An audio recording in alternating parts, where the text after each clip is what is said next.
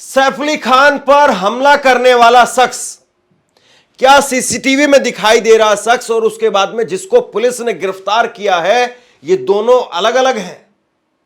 जिस दिन इस शख्स को गिरफ्तार किया गया था, इसकी वीडियो निकल करके सामने आई थी, उसी दिन मैंने कहा था कि इसका चेहरा तो दिखाई नहीं दे रहा है, इसका चेहरा मेल खाता हुआ दिखाई नहीं दे रहा है। और पुलिस ने जिस शख्स को गिरफ्तार किया, जिसका नाम बताया मोहम्मद शरीफुल इस्लाम शहजाद, उसको लेकर के अब फोरेंसिक लैब का एक बड़ा दावा निकल करके सामने आया है। फोरेंसिक लैब ने दावा किया है कि सीसीटीवी में दिखाई देने वाला शख्स और जो गिरफ्तार किया गया शख्स है, ये दोनों अलग अलग हैं। और बाकायदा फोरेंसिक लैब ने आंखों से, उसके नाक से, उसके होठ से, उसके आईब्रो से, हर तरीके से, मतलब जो चेहरे से चेहरा मिलाने की जो तकनीक होती है, उससे पूरी तरह से इस बात की जांच पड़ताल की करके और फिर कहा है कि ये दोनों शख्स अलग अलग हैं। तो सवाल इस बात का है कि क्या वाकई मुंबई पुलिस ने सही आदमी को गिरफ्तार किया है या मामले को ठंडा करने के लिए इतनी बड़ी बात कह दी। हालांकि दैनिक भास्कर ने जब फोरेंसिक लैब की रिपोर्ट पेश की है, तो दैनिक भास्कर ने इस रिपोर्ट पर मुंबई के डीसीपी, उनसे भी बात की है और डीसीपी का जो जवाब आया है या उनकी तरफ से जो प्रतिक्रिया निकल करके सामने आई है, वो भी मैं आपको बताऊंगा। लेकिन सबसे पहले मैं आपको खबर दिखा देता हूं और इसके साथ साथ इसी खबर में मैं आपको सैफ अली खान के घर पर काम करने वाली वो स्टाफ नर्स, जिसका सबसे पहले जो है वो भिड़ंत हुई उस हमलावर के साथ में, उसका पूरा बयान आया है निकल करके सामने।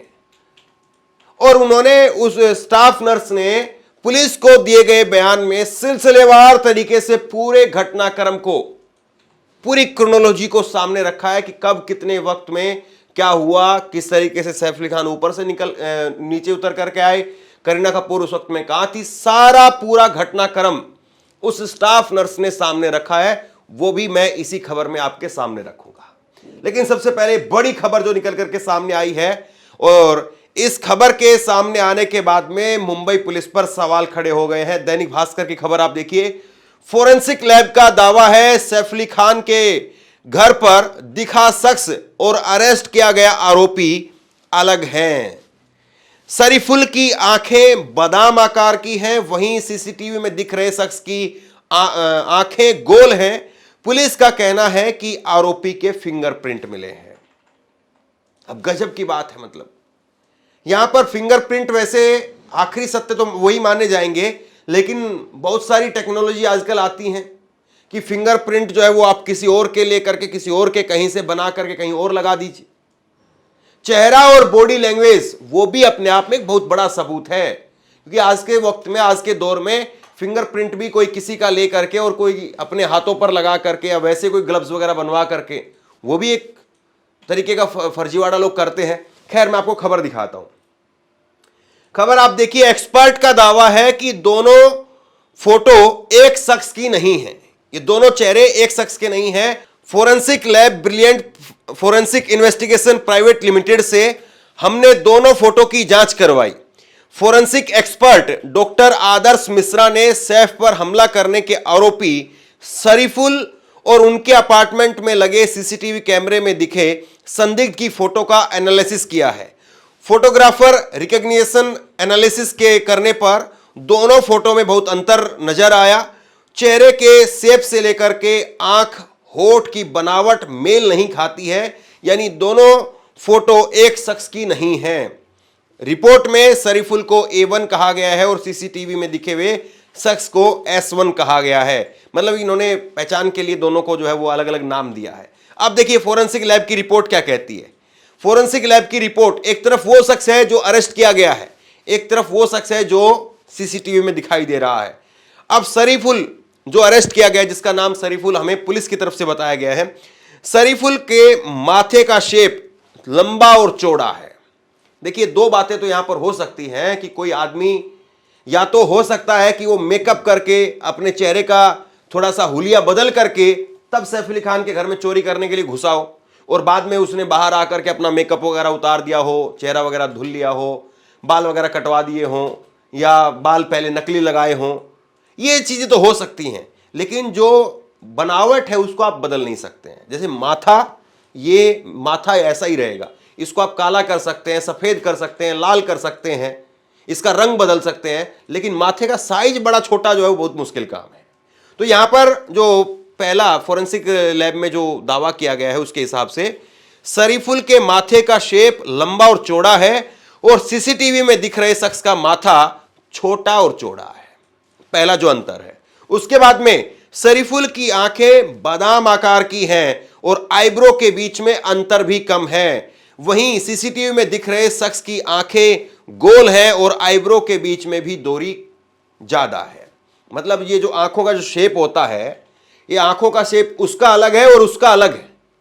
चलिए आईब्रो भी अगर हम मान लें कि आईब्रो को उसने बाद में कट करवा दिया हो या पहले कट करके गया हो सकता है ये चीजें, लेकिन आंखों का जो शेप है वो आप बदल नहीं सकते हैं। तो ये एक बड़ा दावा है यहां पर। उसके बाद में शरीफुल की जो नाक है वो चौड़ी है, ये पूरी चौड़ी नाक है उसकी, जबकि सीसीटीवी में दिख रहे शख्स की नाक जो है वो नकुली है, पैनी नाक है उसकी। शरीफुल के होठ हार्ट शेप में है, दिल के शेप में है, और सीसीटीवी में दिख रहे शख्स के होठ बो शेप में है, धनुष के आकार में जो है वो उसके होठ बने हुए। देखिए ये चेहरे से चेहरा मिलाने के जो जितने भी तकनीशियन हैं उनके द्वारा ये जांच पड़ताल की गई है, और उसके बाद में वो लोग अगर इस बात को कह रहे हैं तो जाहिर सी बात है कुछ तो दम होगा।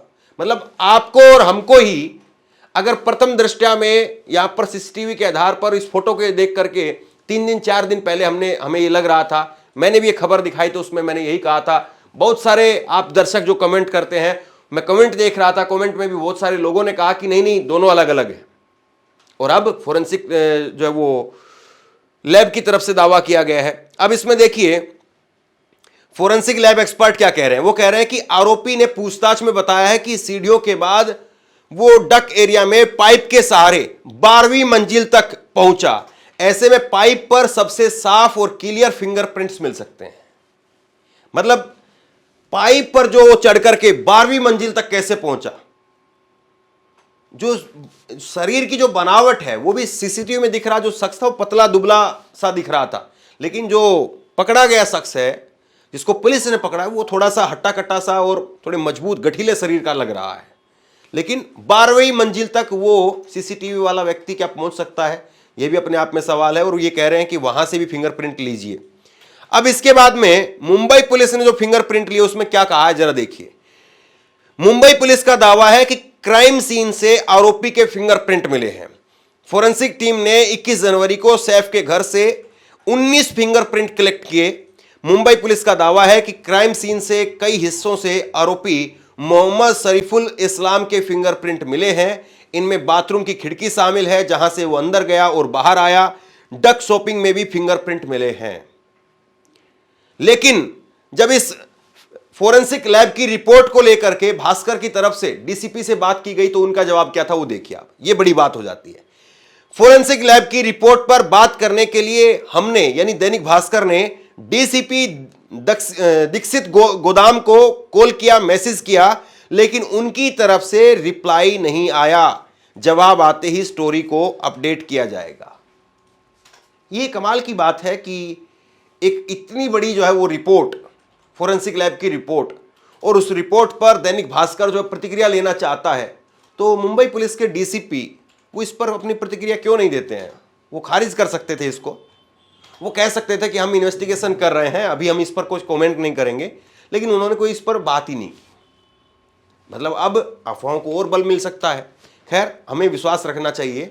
लेकिन अब सैफ अली खान के घर पर काम करने वाली उस हाउस स्टाफ नर्स का जो है वो बयान आप देखिए, और उसने सिलसिलेवार तरीके से पूरा जो है वो घटनाक्रम बताया कि कैसे पूरा घटनाक्रम हुआ।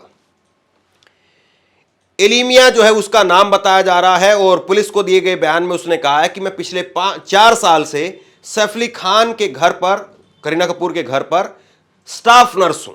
सैफ करीना के पास में स्टाफ नर्स के तौर पर वो काम कर रही है। मैं उनके छोटे बेटे यानी जहांगीर जेहे बाबा की देखभाल करती हूं। सैफ की फैमिली 12वीं मंजिल पर रहती है। बड़े बेटे तैमूर की देखभाल गीता नर्स करती है। मेरे साथ में जुनू भी थी, वो आया का काम करती है। ये दोनों जो है वो एक साथ में रहती हैं। और आगे वे बताती हैं कि 15 जनवरी की रात करीब 11 बजे, जिस रात ये पूरा इंसिडेंट हुआ है, पूरा घटनाक्रम हुआ है, उस रात करीब 11 बजे हमने जेहे बाबा को यानी जहांगीर को खाना खिलाया और उसके बाद में सुला दिया। फिर उसके बाद में मैं और जुनू दोनों जमीन पर ही बिस्तर लगा करके सो गए। आमतौर पर देखिए घर में जो काम करने वाली जो स्टाफ नर्स वगैरह होती हैं या घर के जो सहायक होते हैं वो घर के अंदर ही रहते हैं, क्योंकि रात को 11-12 बजे आदमी कहाँ जाएगा। तो वो दोनों जमीन पर ही बिस्तर लगा करके सो गए। देर रात करीब 2 बजे मेरी नींद खुली। मुझे कुछ सुनाई दिया। देखा तो बाथरूम का दरवाजा खुला था, लाइट जल रही थी। मुझे लगा कि करीना मैम बेटे से मिलने के लिए आई होंगी। कई बार हो जाता है कि माँ बाप को बेचैनी होती है तो बेटा बेटी से मिलने के लिए आ जाते हैं। ये सोच करके वो फिर से लेट गई। ये सोच करके मैं फिर से लेट गई, लेकिन तभी मुझे लगा कि कुछ गड़बड़ है। मुझे बाथरूम के पास से एक शख्स दिखा। उसने टोपी पहन रखी थी। वो जेहे बाबा के बिस्तर की ओर जाने लगा। ये देखते ही मैं तुरंत जेहे बाबा के पास में पहुंची। वह मुंह पर उंगली रख करके बोला, आवाज मत करना। तब तक जुनू भी उठ गई। हमलावर ने हम दोनों को धमकी दी। उसके एक हाथ में हेक्सा ब्लेड और दूसरे हाथ में लकड़ी का कोई सामान था, जिससे उसने मेरे ऊपर हमला किया। उसे रोकने की कोशिश में मेरे दोनों हाथ की कलाई और बीच वाली उंगली पर चोट लग गई। हमने उससे पूछा कि उसे क्या चाहिए, तो उसने कहा कि 1 करोड़ रुपए। उसी वक्त जुनू शोर मचाते हुए कमरे से बाहर निकल गई। उसकी चीख सुनकर के सैफ सर और करीना मैम आ गई। सैफ सर ने पूछा कि तुम्हें क्या चाहिए। उस लड़के से फिर पूछते हैं सैफ अली खान। तब उसने सैफ सर पर भी हमला कर दिया। तभी जुनू भी अंदर आ गई और वो भी उससे लड़ने लगी। इस बीच सैफ सर ने खुद को उससे छुड़ा लिया। हम सभी लोग तेजी से कमरे से बाहर आ गए और दरवाजा बाहर से बंद कर दिया। हम सब बहुत घबरा गए थे। हम सब ऊपर के कमरे में गए। वहां हमने सो रहे स्टाफ को जगाया।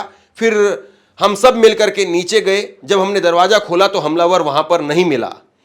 और फिलिप ने आगे बताया कि हमले में सैफ अली खान की गर्दन, दाहिने कंधे के पास में और पीठ में बाईं और बाएं हाथ की कलाई और कोहनी पर भी चोट लगी। तो ये पूरा घटनाक्रम जो है वो उस रात का है जिस रात में सैफ अली खान के घर पर हमला हुआ। सैफ अली खान, उनको छुट्टी मिल गई है, वो घर आ गए हैं। ये घर आने की तस्वीरें आप देख सकते हैं। सैफ अली खान जब घर आए तो सफेद रंग की शर्ट पहने हुए थे और लंबी कॉलर, ऊंची कॉलर वाली जो उन्होंने शर्ट पहनी हुई थी। अपने गर्दन पर जो उनका निशान था, चोट का निशान, उसको छिपाने की कोशिश भी वो कर रहे थे। हाथ पर भी जो है वो अभी बैंडेज उनको बंधी हुई थी। तो साफ तौर पर दिखाई दे रहा था कि सैफ अली खान पर हमला हुआ है।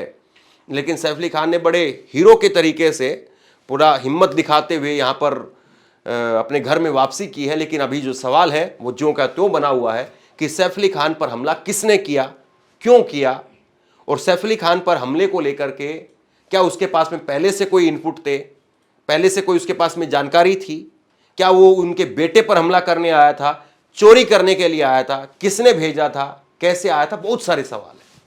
बहरहाल, लेकिन अभी जो ये फॉरेंसिक लैब का दावा आया है, इससे कहीं ना कहीं मुंबई पुलिस पर और सवाल खड़े हो गए हैं। बहरहाल, आप लोग बताइए इस फॉरेंसिक लैब के दावे को लेकर के आप क्या सोचते हैं।